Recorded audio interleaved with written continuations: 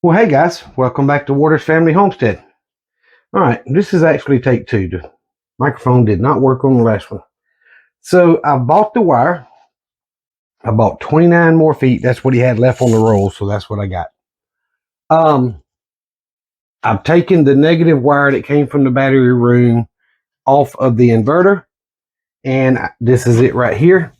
And I put new red heat shrink on the end. I'm going to make that another positive. So there'll be two positive double alt wires coming in and two negative. So I had to buy the negative. The negative are going to go to the other side of the battery bank. So negative off one end and the positive off one end. And I'll go out there and show y'all. So now I've got that ready to run and hook up because both ends can be hooked up. But I'm probably not going to hook any wires up until I get it mounted, which means get the sheetrock on this wall. I've got to buy another sheet. I've only got enough to do half, and there's going to be an extra seam, but it'll be all right. So I'm going to get that sheetrock put up, get the shelf board mounted, hitting the studs, and then mount the inverter to the shelf because the studs do not line up with the mounting holes for the inverter. So that'll get it up off the shelf and get it up on the wall, kind of free up some space in the room. And there's nothing on the top side here that needs to be shown, as far as I don't need to see the controls or any of that stuff. So it's going to mount with the battery wire side right here, and it'll come across, and that way I'll have a good mounting system, and it'll be up there and out of the way, and I won't have to have that shelf there. And that'll clean up the wiring a little bit. Also, I went ahead and bought the number 4 wire from the welder place, which is where I'm buying this. I'm going to replace this number 10 coming from the grid power to the inverter. I'm going to replace it with number 4 stranded, so it'll handle a lot more amperage and it's much more flexible. And I'm going to replace this number 6, which is stranded number 6, but it's big strands. I'm going to replace it as well, coming from the inverter to my panel box. And you notice I got it off and taped off. So, right here. I've got that wire. I just haven't done that part yet. I'll probably do it tomorrow if the weather allows me to. But I've got to get this sheetrock done and get the inverter mounted so that when I make these changes, it will all be nice and neat. I want to run the wires through the side of the panel box, through this wall, into in here, and I could take this scrap of wood out if I needed to, but that was so I could nail the the sheetrock back up. So I want to get it through, and then all the wires come through into one big section, and that way it just runs straight to the inverter for the 12 volt here, and then the AC input and output side is going to run across and down to the connections on this end. But it's going to clean up this look a lot more and allow me to put my panel box cover back on and put a piece of sheetrock back over that hole. I've got some can spray foam. I know it's not what my house was foamed with, but it'll be better than nothing. So I'm going to spray that old hole up top up there. Let me get closer where y'all can see part of it. And I'm going to spray it and spray this box some to get some insulation factor back on there and put a piece of sheetrock up. So I'd like to put a box there, a junction box, which I'm sure would be code, but there's not going to be any connection point there. It's just coming through the wall. So rather than try to find a box that's going to work and look good and all that, I'm just going to cut a round hole in the sheetrock and let the wires come out. That I don't really know another way to do it. I'm sure there's a box out there of some kind where the wire can run through and all that, but it's not actually a junction. There's not going to be any cuts in the wires there. It's just going to be a path into the panel box. So I'm going to do that. It'll make it look a lot better in here, and then I can mud and tape all the edges and the seams and all that stuff and make it look better. So all the wires are ready and done. I'm going to go back out here because, like I say, I recorded this one time and the audio did not record. So it's then got later on me now, but I've still got my light hooked up in here. So I had to drill the hole a little bit bigger. I could break this out of the way actually, but there's room there now for 4 wires to go through with no problem. Might even squeeze 5, but I only have 4. So and this is the number 4 stranded wire that I've bought. If you see it right there, I know it's upside down, but this stuff is rated 500 to 600 volts, so it's rated for a lot more power than what I'm going to be running through it. It's just a much more flexible wire. So I've already taken the negative supply wire off of there and I've changed it to the positive. It will go on here with the other. So they will be 2 double aught wires coming off this positive terminal, running up and into the inverter. And then I will hook the 2 negatives on that end and run across and up and into the inverter. And that's just going to make it a lot cleaner looking. And I actually have 4 extra fuses. Guess I could turn that around. Yeah. If you look closely, you can see it says 500 amp. So I got 4 extra fuses. Now I've got 2 new fuse links coming. Be next week before they come, because this one is not holding as tight and I've tightened it down. So I just ordered 2 new ones. I'll take that one off. They don't make things worth the crap anymore, guys. So I'm trying. I'm sure there is a new fuse link or a fuse link for off-grid solar that's a lot better than that, but that's what I know of and that's what I can find. So so the inverters and the panels are still wired, feeding the battery bank, and the battery bank is fully charged. So everything else is done. I've got the wires ready for the rewire to double the wires going to the inverter, which will help a lot with voltage spike and drop and all that stuff and wear and tear on the inverter. So that is what the rest of this video will be about. Hopefully I can get the sheetrock done and get the inverter mounted and the wires ran and redone, so I can show y'all the completed project as far as it being pretty and all that good stuff. My cat's out there licking herself, taking a bath. So, but hopefully that's what will happen over the next few days. It's supposed to rain on us tomorrow, and I don't know if y'all can tell, but it's nothing but cloud cover, and it's been like this all day. I could see the sun through the clouds, but I didn't get any direct sunlight. So,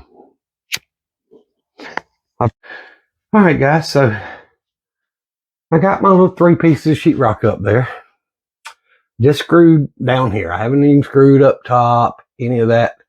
I'll get that later when I get the sheetrock screws out. This was just a few I had on hand. And I've still got to cut the piece to cover that. I've decided I'm going to take the remote control for the inverter and put it there. So all this excess wire can go in the wall here and not be just laying out here everywhere. And that's the battery temp sensor. It just, like a phone cable, plugs in and unplugs. But it's mounted. I've got, you see, 2 screws there, 2 screws there, and actually 4 over here. And I got 2 here, 2 here, 2 here. And these 2 were the ones that I put there so I can put the edge of it on and kind of let it hold it level while I got the first few screws in. Because that thing weighs almost 80 pounds. That's a lot to hold up and put some screws in. So I did that so it'd stay level and stay where I held it with one arm while I drove the other screw in. And then I just continued adding the screws. So I've disconnected everything that I had wired up. Yeah, I know, he's 2 steps forward, 1 step back, y'all. But I even pulled the breaker out. So this is the outbuildings. This has nothing to do with the off-grid. I just moved it from the outdoor panel to the indoor panel. So this is the barn and the old shop right here. And, you know, all of that is on that breaker. And it's just running off the indoor. I'm probably going to take it off the indoor, but that's fine. So the inverter is not connected in any way to any power source. I'm fixing to run the cables. You see the original red. I'm gonna get my wire brush out and clean these terminals up a little bit. And I'm also going to oil them so they won't corrode, and stick all the wires through so that, you know, I can go ahead and get them connected out there and in here. I don't have anything connected on the output side of it, so there's nothing else for me to do there. I don't have any idea why this sticks out and why is it that way, but it doesn't have anything to do with me running. And I couldn't show y'all that before, but you see high output protection. I'm trying to here. And then high output protection here, high output protection. So I've flipped this one a couple of times when everything was trying to run at one time. That's part of what's making me think I may have to go up to the next size inverter. But if I do, guys, it's going to still mount on that wall. And I've got plenty of slack in all the wires to allow that to happen. And I'm going to leave slack in the wires when I run the new ones for the AC side. I'm going to leave it in that wall so I can pull more out and stuff if I need it. That way I don't have to buy more wire down the road and replace it and all that good stuff. So the inverter is mounted. Sheetrock's up there. Of course, you know, it's got to be mud and taped and all that. But this is a power supply closet and communications. It's not something that I'm really that concerned with right now. A good mud guy can do that, and we'll just cover up the inverter and let them do it. So I need to buy another sheet to cover the bottom half. This is what I had left, and these are like 12 to 14 inches. It's 16-inch on center studs when I built this wall, so it's not big enough to go between it unless I add another stud. Why? The sheetrock's cheaper than the stud is. So anyway, I got to take these brackets off the wall, take this battery voltage monitor off, and still not putting the door up until I get the new wires ran. But I just wanted to show y'all the progress. And I'll show you when I get the other wires ran and all that good stuff. So I'll be back. Oh yeah, one more thing I wanted to say. When I zoomed in with this, I couldn't read it. And it actually says hot 1 output protection and hot 2 output protection. And when I watched the video back, I saw what it actually said. It doesn't say high output, which it is. It's a hot 1 and hot 2, leg 1 and leg 2 of your high voltage output, but it does say hot 1 and hot 2. And before I moved the water heater, which y'all know I've already done, trying to even the load in the panel box, is when I kept tripping hot 1. And that's because, you know, most of my power consumption was on that one leg. Moving the water heater over to the other side hopefully will prevent that from happening again, balance out the load. So anyway, I just wanted to go back and correct myself from earlier in the video and, you know, show y'all I'm not a complete idiot.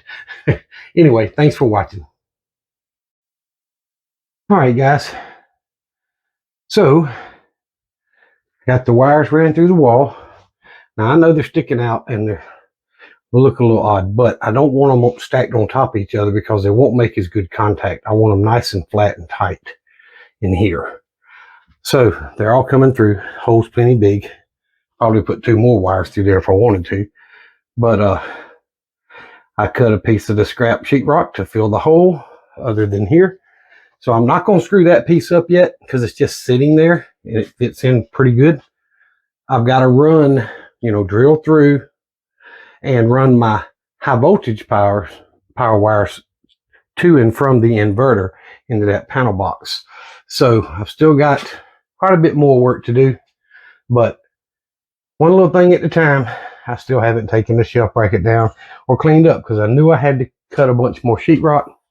So I'm fixing to clean up now and, you know, sweep and take them brackets down and all that good stuff. But it's starting to look a lot neater and a lot cleaner as far as everything being done. And, you know, when I was putting these on, I could have ran this wire down. I ran this one to the left. But then the wire's laying right here at the positive. And I don't want to take a chance that it'll overheat and go, you know, and arc through or something. I want to keep them completely separate. They're nice and tight. So I'm probably going to take them off and clean them and all that good stuff. But that's the great thing about this welding cable wire. It's really flexible when it comes to being able to bend and turn and all that, whereas your regular household wiring's not. But I'm not worried about that. It'll be back there in the corner anyway. And I've also got a cutout for this to mount up there. And that wire will run through and then it'll come out right behind here and just plug in. So the wires won't be all out and hanging and all that stuff. So I also got everything I needed. I'm going to jump off this receptacle here for that room I closed in. And I'm going to add another receptacle on this wall.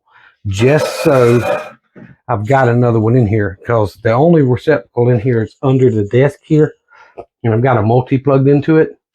But while I've got that wall open, since I built in and wired that receptacle, why not add another receptacle on that wall and at least have, you know, another one there, make things a little bit easier in here.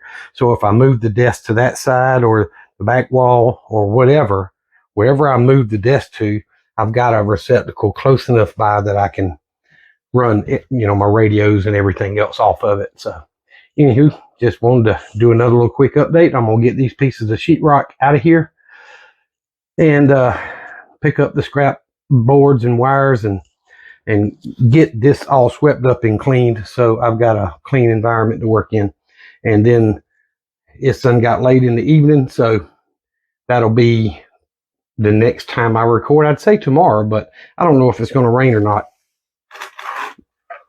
And rain with the outside panel box and all that stuff doesn't mix, so I'm going to wait on it. And I still got to take this stuff off the wall and all, but you know, I'll get to it.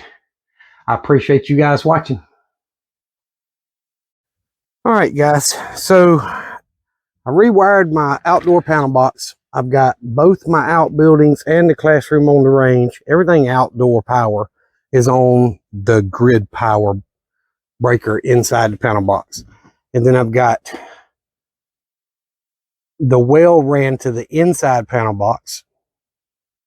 And I'm trying to think. And then I've got the other breaker in here for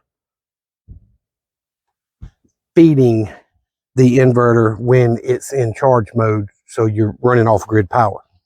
So I've rewired that. Let me turn this light on.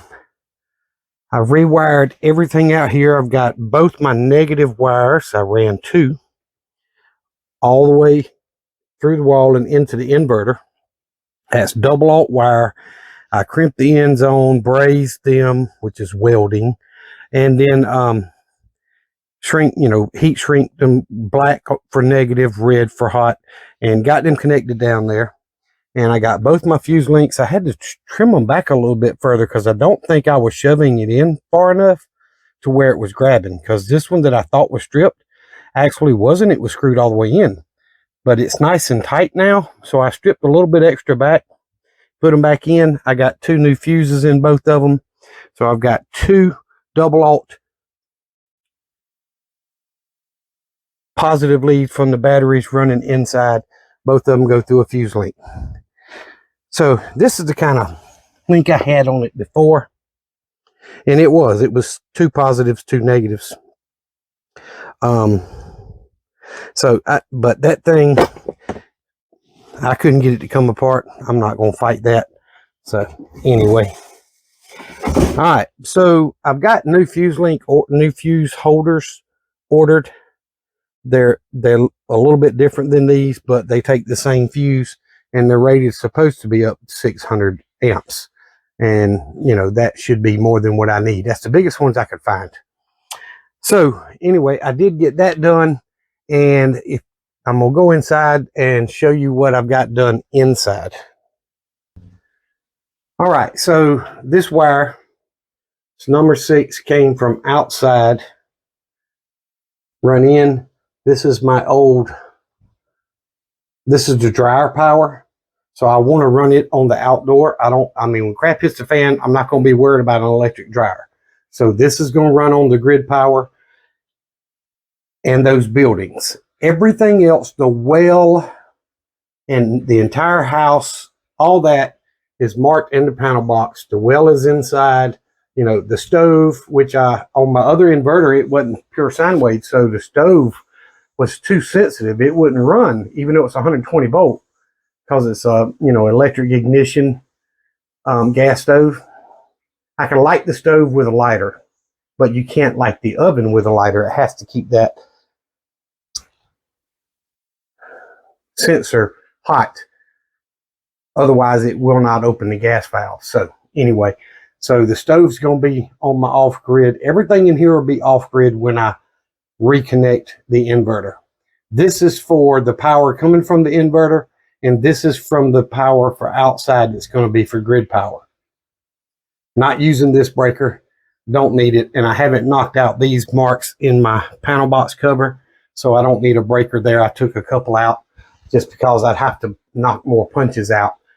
So I tried to even out the load from left side of panel box to right side, because I told y'all it feeds from the two hots. So the first one on this side is your left leg coming in.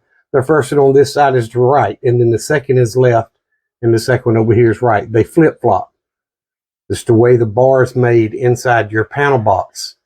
And that way, this breaker pulls off one side and this breaker. So when you've got a double like this, you're pulling a hot leg off of each side of your panel box. So I remarked them all with tape. I remarked my panel box outside so that it'd be easy for anybody to look at it to know what's what. And I know it's not as nice and neat as I would like it to be, but it is what it is. I used to have an electric stove that was 240 volt. So, and I read this number 6 wire all the way to the stove plug. But when I changed from an electric stove to the gas, I only need one hot leg. So that's why you see a red wire up there curled up and wire nutted off. It's the second hot leg that ran to the stove, and I don't need it anymore. But the wire's still there, of course. I just don't need it. So it's not hooked up. I took the one that was connected and connected it to a number 10 wire and ran down to a 15 amp breaker. It does not take much power for the 120 volt side. The inverter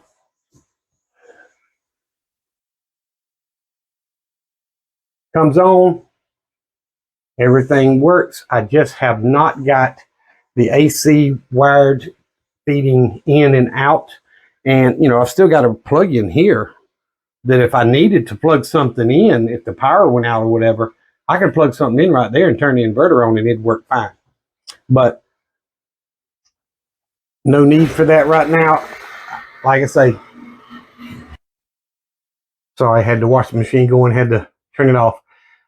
Since I'm waiting on those new fuse block holders, and I've got the wire. This is number 4 gauge, as you can see on here. It says welding cable. This stuff handles a lot of power, but it's number 4 up to 600 volts. I'm trying to find out where it says the size of the wire. Of course, when I want to show y'all, I can't find it, but it's down here. Turn it just a little bit more.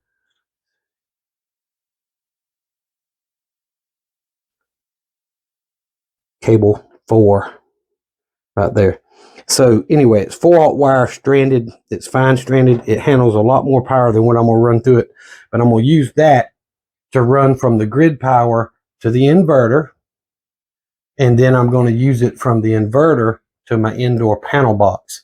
And that way, I'll have a wire that's flexible and plenty big enough to do the load that I'm going to be doing. And I've moved enough wires where I can put another hole here and come through. So the wires from the inverter are going to come across the top and in through the little corner of that piece I made, and then go through here into the box. So that way I can put the cover on the panel box and the spray foam that and put the sheetrock up there, the mud and tape and, you know, all that good stuff down the road. So, and y'all, I built the house and I wired the house, but I've got a breaker right here and another breaker right here, if y'all can see that, and a third one right there. So 1, 2, 3. I've got turned off. The single, you know, switch breakers. I have no idea what they're running to. I've tested everything I can think of, everything that I need. I've had them off for about a week now. Everything that I need is getting power. So I don't remember what I ran those to. I haven't checked the smoke alarms because I took the smoke alarm down.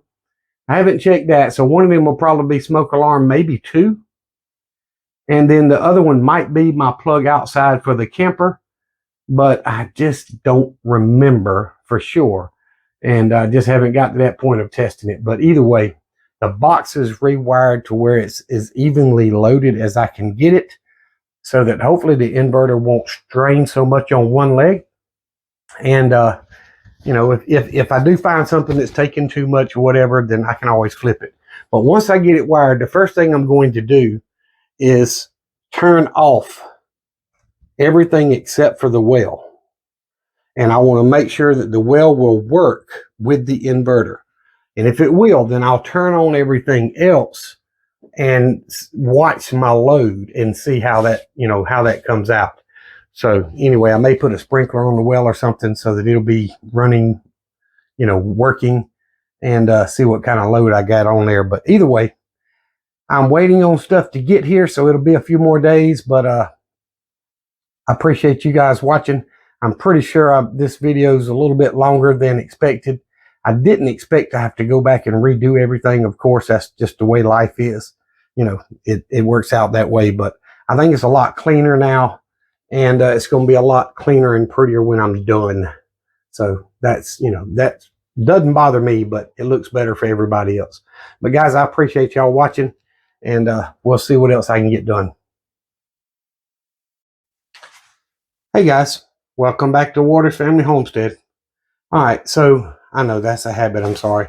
But the end of the video, I'm at a point I don't know what else to do. Now, I did not run my grid power into the inverter, but I did hook up the inverter to the panel. I turned everything off except the well. The well will not run on my inverter. Now, I don't know why, whether it's because of the way I've got it wired. There's several options in the book or what, but I took it back off the indoor and put it back outside. I left my wire, so if it is something that I did wrong, then I can move it back. You know, I just curled it up here in the corner. But, you know, water is key, and I've got a lot of storage and and I can run my well off my generator and fill my big tanks up, and okay, all that's great for prepping, but it's not a long term. That is 6 months or a year, maybe 2, depending on how long you can get fuel to run the generator. You know, I've got a lot saved, but you have to rotate it and it goes bad and So, but I did go ahead and run the number 4 wires, and if I could move them, I could show y'all. Let's see if I can get it set up. This first one is your neutral. Second one is your hot 2, and the first one is your hot 1. And you don't run a neutral from the grid. You run a ground, and it makes its own neutral, according to the book. So I'm at a stumping point. I don't know what's going on with it. Wells typically don't run a lot of amperage.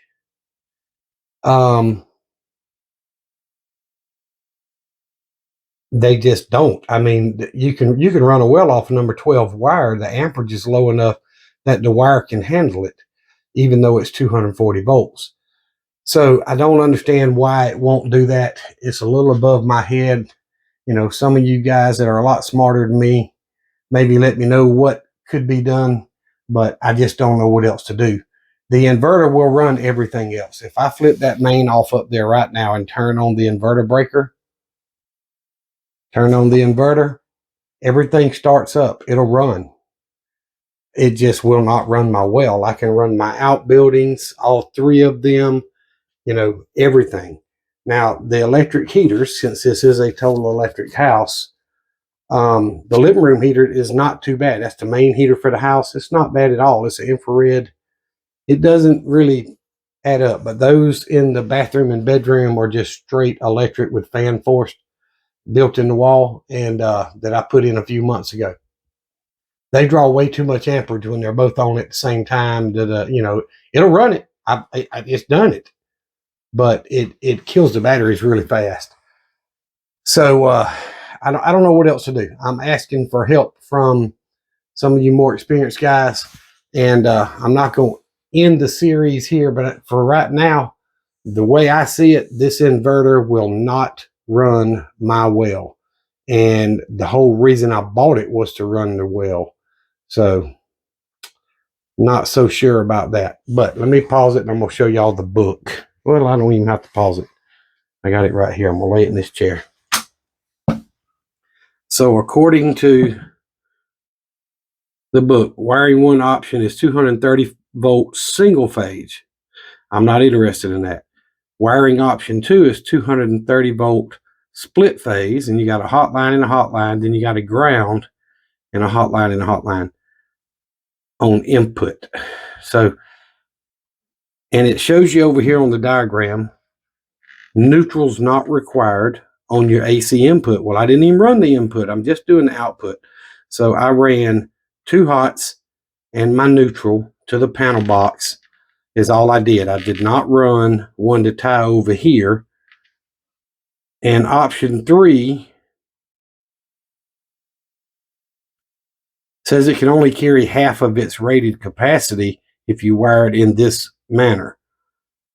So will that do it? Or, I don't want to mess it up, but I'm going to show y'all a good shot so y'all experience one can pause your camera. There's option 2.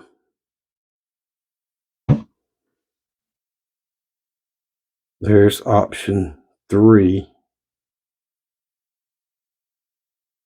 Maybe one of you much smarter than me guys can help me out and get this thing figured out. I appreciate it if you do. And if you don't and you can't help, then I understand that too. I appreciate y'all anyway. Thank you for subscribing.